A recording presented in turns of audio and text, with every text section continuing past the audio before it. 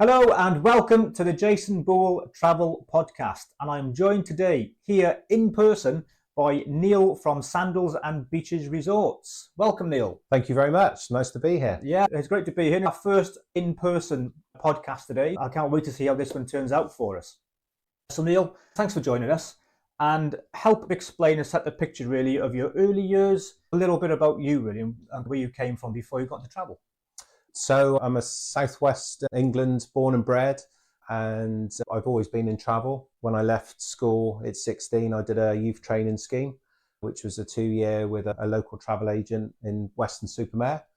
Number of roles within their business, training, MVQ assessor, and then they actually got taken over by First Choice that then became TUI. I got made redundant eventually after 19 years service with them. Took a year off, got married, and then the wife said, you need to go and get a job. So I had the interview with Sandals. It's a brand that I knew at that time I hadn't really experienced in any great depth. I was lucky enough to get the job, and 18 years just over later, here I am, which is amazing for someone who's just 35 years old. Do the math. I lie, of course, tongue in cheek. So travel's all I've known, but yeah, absolutely love it. It's an infectious industry, as you well know. Yeah, absolutely. So I assume that you had a knowledge of sandals beforehand with working in the travel industry, did you? Yeah, a little bit, but my selling days of a travel agent was that immediately after I left school, I did other roles. My specialist subject was scheduled air, so I was air reservations manager for the company that I worked for. So I knew of sandals, but historical sandals back in the day, as opposed to modern day sandals. So yeah, I had to do a bit of research in order to apply for the job and get the job. But obviously I must have done a pretty good effort there to get the position. So I absolutely love it. Cool. What was your first experience of sandals then? In my previous life, when I was with the First Choice group, they had a holiday product that included Cuba. And at the time, Sandals had Royal Hicacos. They had, I think, 2 resorts at the time. So I actually went on an agent trip, and myself and other travel agents, which I escorted. We saw a number of hotels across Cuba, actually, and I do remember seeing Royal Hicacos. And of all the hotels we saw, and we saw a lot during that sort of 7 nights, it was the one that stood out. Very bright, very colourful, all-inclusive sort of concept, so very different from what Sandals is now. But that was my first experience prior to joining Sandals. But I've been lucky enough to travel all around the world and all-inclusive, and a number of all-inclusives. But that was my one standout, my only standout prior to joining them. Yeah. Oh, awesome. I've known you for a while now. We've spoken quite a bit about sandals, and you have a real passion for it. So what is it that's kept this passion going over the time for you? We're a product, first and foremost. Sandals is a hotelier in the Caribbean. We're a privately family-owned Jamaican business. And I think we evolve. Being with the company 18 years, I've seen a lot of changes. We move with the times. We're very much, I think, renowned as being the industry leaders when it comes to all-inclusive, certainly in our region of the world. And in order to maintain that status, you have to, as I say, evolve, move with the times, embrace new ideas, new concepts, look at your customers, look at the feedback that your customers are giving you, and adapt. And that's the big thing, I think, is adaptability. With that, if I look back 18 years, so many changes across that period, but it keeps me on my toes. It keeps the product fresh, and it's great to get the support from the trade and see those returning guests go back year after year. Yeah. So that's the thing that keeps me energized, if you like. Yeah. We always get fantastic feedback when people come back from Sandals. Every time. I just love it. Returning guests 1 and 2 will go back to Sandals, not necessarily year after year. We do have those people that will do even 2-3 visits a year. We hope that people will like the product and want to visit more islands and try different resorts and whatnot, so that they will go back. As I say, not every year, but at some time in the future, they'll go back to Sandals, hopefully. I'm sure they will. For me, when I started out in travel, I've been going now for just over 3 years. I'm a puppy compared to you. Yeah. And kind of Sandals is one of those brands that really stood out to me initially. Yeah. And it strongly resonated with me, really. And I came across it. And the more I looked into it, which we're going to go into today across this podcast, the more I looked into it, the more I learned about it, the more it really appealed to me and kind of everything on offer. So I'm not going to give away too much what we're going to talk about in the future. Okay. But yeah, it's one that's really struck a chord with me, really. And I just love it. I just have to feel for it. I love it. Good. That's what I like to hear. So a quick kind of brand overview of Sandals and Beaches. So those who are unfamiliar with it, what's the difference between Sandals and Beaches? So Sandals is 17 resorts across the Caribbean as of July 2025. I always have to keep checking because of new openings and things like that. So Sandals, the concept is adults only resorts. Minimum age to travel to any of the Sandals resorts is 18. And that is, in simplistic terms, the product offering in terms of age group. And then the sister brand is Beaches Resorts. We only actually have two resorts, one in Jamaica in Negril, and we have the flagship resort, if you like, in Turks and Caicos. But Beaches is for everyone. So yes, couples can still travel to Beaches. If you want to go to Turks and Caicos, there's no Sandals there, so Beaches would be an option to tick that box. But families is the target market. But if a single person wanted to travel to the Caribbean, it would be Beaches as opposed to Sandals because of the adult couples concept. It's Sandals currently. Yeah. I remember you telling me recently as well that the concept of Sandals was always two people in love and it's a couples thing. But they're starting to move away from that a little bit now, aren't you? And be like a lot more inclusive and more about groups. So we've been running, Sandals was first born in 1981. Our chairman and founder, a guy called Gordon Butch Stewart, sadly passed away just after COVID. It wasn't anything to do with COVID, but his son, Adam Stewart, is now the executive chairman. And what Adam has done once he took over the reins is really done a big sort of look at what we are, what buying habits are, who travels to our resorts. There's been a lot more sort of research in order to take the ship forward, if you like, the next sort of 5-year, 10-year plan and further on than that. So he's really stripped it back to who is a Sandals customer in 2025, for example. And then obviously we've now got that plan to move forward. A lot of the expansion over the medium to short term will be on the Beaches product, new resort openings, possibly new islands as well, simply because we don't have enough resorts, we don't have enough beds to supply demand. That's the thing. 2 resorts is limiting your product offering a little bit. But yes, to answer your question, moving away more from the historical couples in love, some of our historical strap lines like the luxury included holiday, love is all you need, that sort of thing, will go more along the adults only route. So we'll be able to take in future singles that want to go to Sandals that currently have to do Beaches, and maybe like a mum and dad combination or a mum and daughter combination. Yeah, just really throwing the net out in order to bring more customer types to Sandals. But it will still remain as children, if it's children involved, the Beaches product. Yeah, awesome, fantastic. How would you describe the heart of the Sandals and Beaches kind of brand? And kind of what values stand out for you as a company? I think that the important thing is embracing where we're from. The fact that we are a Caribbean family-owned business. The Stewart family are very passionate, therefore, about the Caribbean as a region. We'd love to open up on every single island across the Caribbean, I'm sure, because obviously when Sandals comes to the island, as big as headed as this may sound, it brings airlift, it brings traffic, it brings obviously an employment being a big thing to the region, to the island.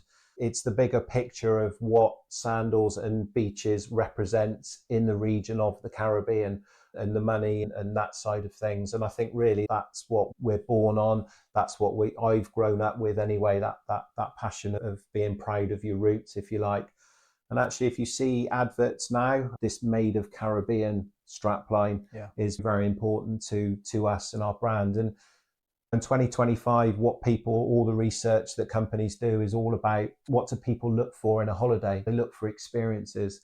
Yes, we're an all-inclusive and we're going to get our customers, I call them flying floppers, that come into the islands, they go to resort, they have their great week, 10 days in resort, don't leave resort, fantastic, get on a plane, come home. That's great if that ticks the box for you. But also we want to try and encourage people to get out in the islands to experience all the fantastic things you can do across the islands. And therefore, if people are doing that, they're spending money in the island. You've got the economy side of things. And that's very important to us. And I know certainly the Stewart family as well. Yeah, there's things that are really hard to find out about a brand and kind of learn about. And this is really one of the things I love about these podcasts is you can dig a lot deeper to it. But there's so many local initiatives that the Sandals and Beaches brand run. Yeah. to like education and helping and so many different things. Can you give us a brief overview on those? Yeah, we have a non-profit organisation called the Sandals Foundation, which was set up by the Stewart family, which is all about giving back. So there's lots of initiatives and programs around the Sandals Foundation, particularly with education, with children, obviously with families and things like that. I remember a few years ago, pre-COVID, where we brought a team of dentists down to Jamaica from the States, and they stayed in a couple of resorts. And we did a huge teeth cleaning program with a number of the local schools, which was obviously all free to the school children, but that was something on the back of the Sandals Foundation. Obviously, there was a cost involved to bring these dentists, hygienists over to the Caribbean. That's something that we felt we need to do. We do a lot of education through our partner with Beaches, Sesame Street. So very often we'll take the Sesame Street characters into the schools to do sort of education programs around serious subjects. Could be something like AIDS, or again, cleaning your teeth. We do a book in a bag program as well. So the Sandals Foundation is all about giving back. So if you're ever in any of the resorts, you'll see quite a bit around that and the fundraising side of things. Another thing that we do is every Sandals resort has an adopted school. So that resort will work with their nominated school to do whatever is needed, really. So it could be that education thing. We could have a situation. I remember we took a number of years ago some travel agents over to, I think it was Antigua. And we told the travel agents, we didn't let too much out of the bag, but we just said, look, take clothes that you're not worried about. If they get messy, you're not going to be bringing them home with you. And one of the days during the trip, we actually took them to the local school. They ended up painting the classroom. And they all said, and all of them, that it was the best day of the trip. So I don't know what that said too much about the rest of the Sandals experience, but they absolutely loved it. And that's another example of what we do through the Sandals Foundation. But it's not just the education and things like that. We do beach cleaning programs as well, where we get staff involved, even customers involved. So that we'll take them to a stretch of beach, maybe where our resorts are, and literally bags, picking litter up, plastic, whatever it might be. Posts with a couple of the hurricanes a number of years ago, which thankfully didn't hit our islands, but it hit neighbouring islands. There was huge cleanup programs post-hurricane.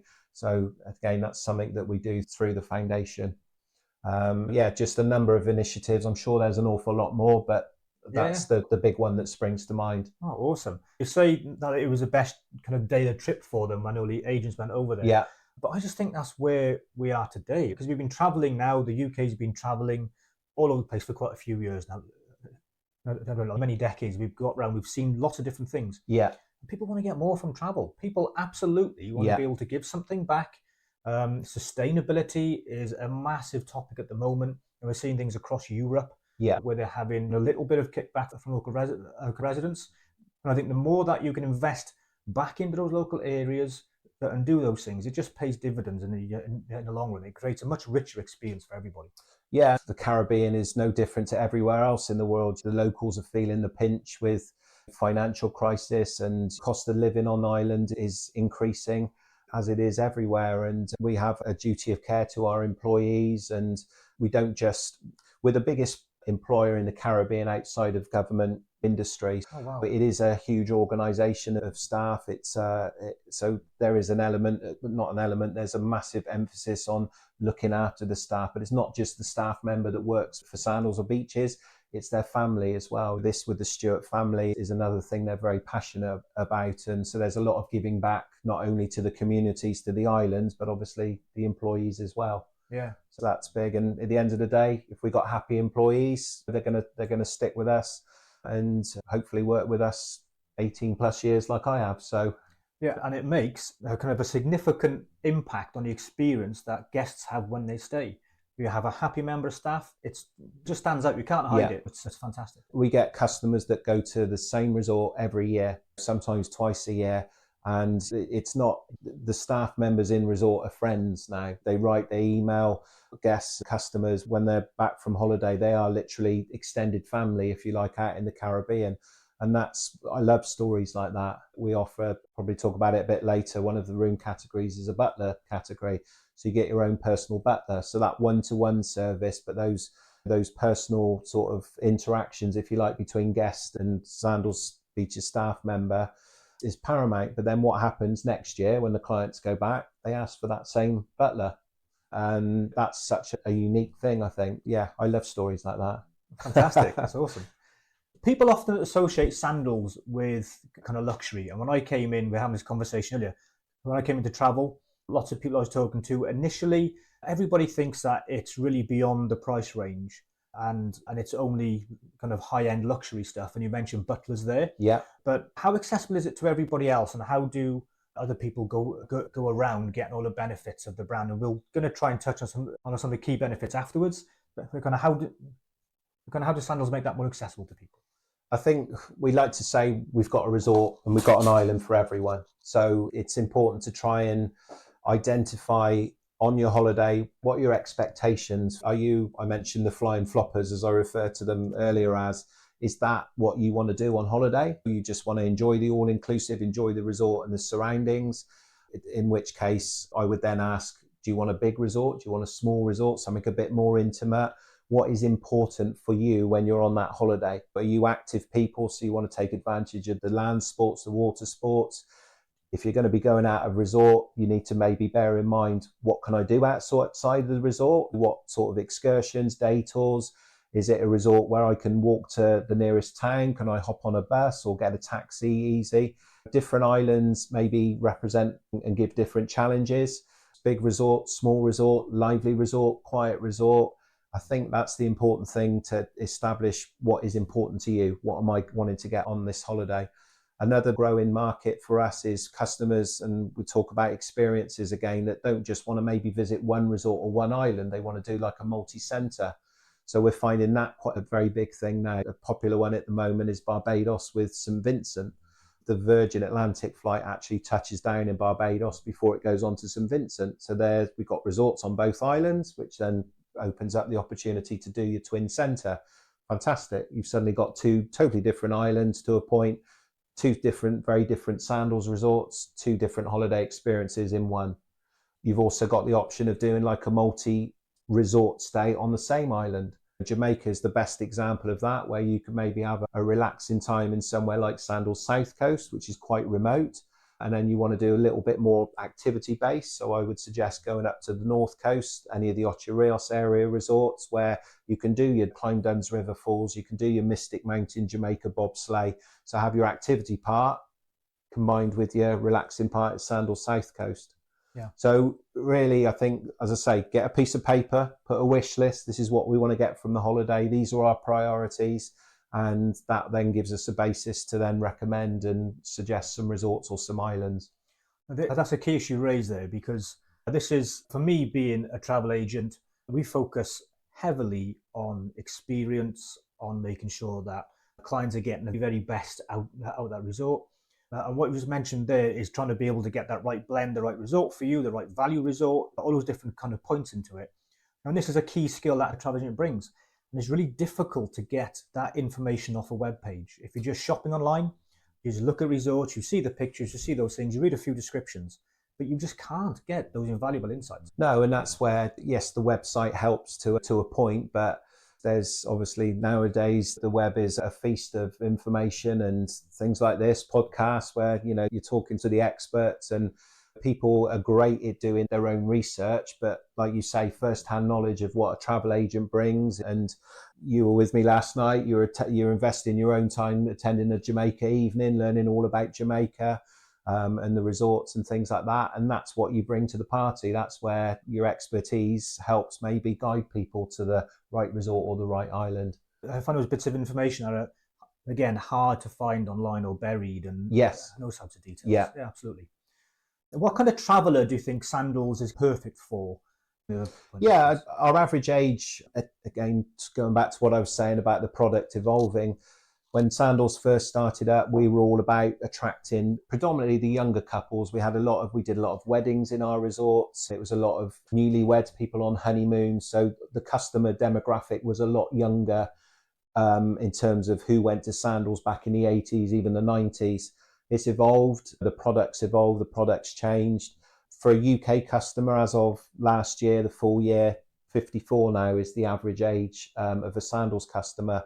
But again, just referring back to what I said, we've got a resort, we've got an island for everyone. So don't focus too much on that average age, because if you want a livelier holiday, there's certain resorts I would recommend where maybe the average age is a little bit younger for that reason. Likewise, if you want a more laid back, quieter, a bit more boutique style holiday, then there's, for example, a resort in Jamaica called Royal Plantation, which is 74 ocean facing butler suites. Average age there, partly because of the price, is higher than 54. So it goes back again to the planning, to like what's important to you as to which resort or which island I would maybe steer you towards. As I say, we've got a resort for everyone. So it's definitely evolved over the time. The average age has definitely increased over time. But yeah, we have a resort and an island for everyone. Fantastic. And who is Beaches kind of designed for? We know it's families. Is there anything else to elaborate on that one? Really, with the Beaches side of things, it's the destination. Turks and Caicos is a premium destination. It's on a lot of people's bucket lists. It's the most amazing stretch of beach at Grace Bay. Arguably, for me, the best beach across all the Sandals portfolio. So a lot of people will go to Turks and Caicos for the destination, for the beach. But it's a massive resort. So it's beaches, so it's for everyone. We get an awful lot of couples go to that resort. Again, don't be put off. A lot of couples want to do Sandals because they want to get away from the children thing. Yeah. But it's a big enough resort where you can escape the children side of things if you want to. 21 dining options across the whole resort. So foodies absolutely love it as well. But the big thing, the big pull with Beaches, and in particular Turks and Caicos, is the destination. The water's amazing for water sports. That beach on Grace Bay, the dining side of things. So it's very diverse in terms of the customer type that would do that resort. Negril, in Jamaica, very mixed. Predominantly it is families at that resort. So we're going to look a bit more now about destinations and travel options. So we've touched a little bit about the different types of resorts and who they're for. But the kind of Sandals of Beaches operate across stunning islands. Give us a quick overview of where the resorts are based. So our biggest and most important island in terms of number of beds to sell, would be Jamaica. So we've got 7 Sandals resorts and the beaches on Jamaica. Eastern Caribbean wise, which for the UK market is a bit more popular, shorter flying time, direct flights as well. Testing my knowledge off the top of my head now. So we've got St. Lucia, where we've got 3 resorts. Antigua, where we've got 1 resort. We've got 2 resorts in Barbados, which are right next door to each other. Did I say St. Lucia? Yeah, we've got Grenada as well. Our newest resort, which opened last year, is St. Vincent and the Grenadines. And then in the South Caribbean, we've got Curacao as well. All the islands, you can get direct flights from the UK.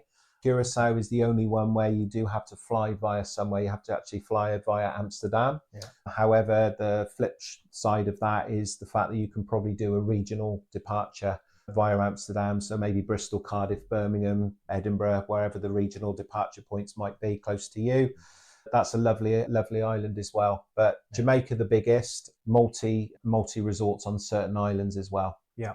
Did we mention Bahamas? We didn't mention Bahamas. I was just testing you to see if you picked up on the fact that I missed that one out. So we got Sandals Royal Bahamian, which is a great one. We find a lot of people with Royal Bahamian will combine that resort with maybe a US stay. Okay. So very often Florida or Miami combined with Sandals Royal Bahamian, like a city break, New York City break, Boston or somewhere like that.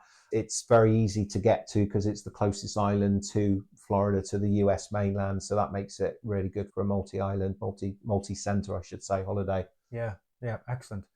So what are the typical travel routes to get those destinations? Just going to touch on some of them. Yeah. There's something as well that I think most people don't know is you have a direct flights from kind of London spaces, but you did say about regional, but you can actually do the regional stuff for almost any island, can't you? You can. It's a bit more difficult to price and often does work out a little bit more expensive. Our best pricing is so we utilise British Airways and Virgin out of the London airports directly into the islands where they fly, which is pretty much all of them. And we also do the regional flying from Manchester. So there's an Aer Lingus flight which operates in the winter, which is direct down to Barbados. So we can sell that.